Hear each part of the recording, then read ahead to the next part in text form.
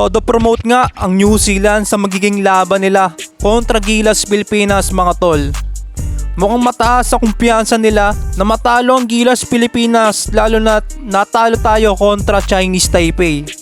Ayon din sa head coach ng New Zealand, qualified na nga daw sila at ang focus lang nila ngayon sa Asia Cup 2025 ang matalo ang Gilas Pilipinas sa kanilang bansa.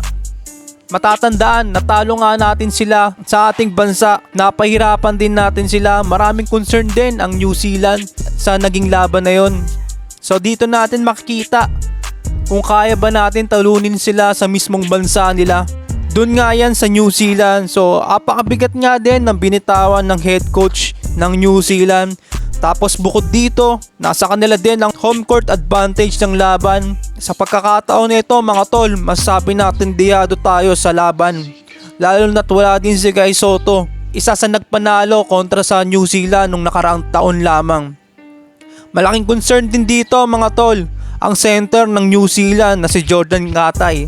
At puro veterano ngayon ang makakalaban ng Gilas Pilipinas. Lalot na rin na puro labas din ang tira netong si Jordan Ngatay mga tol, no? Pero mga tol, lagi natin tatandaan, bilog ang bola. Di rin naman papatalo ang Gilas dito. Dahil alam din natin na di rin naman basta-basta ang Gilas ngayon kahit wala si Kai Soto. Alam din nila na may kalalagyan sila pag nagpaisi-isi sila sa game. So mamaya na nga yan mga tol, alas 10 ng umaga. Abang-abang tayo sa laban ng Gilas Pilipinas versus New Zealand. Kung matatalo nila ba tayo. So alam din nila na hindi din tayo basta-bastang team. So tulad nga rin ng Chinese Taipei na lalo tayong pinaghandaan. So good luck na lang sa Gilas Pilipinas kung matalo nila ang New Zealand, no?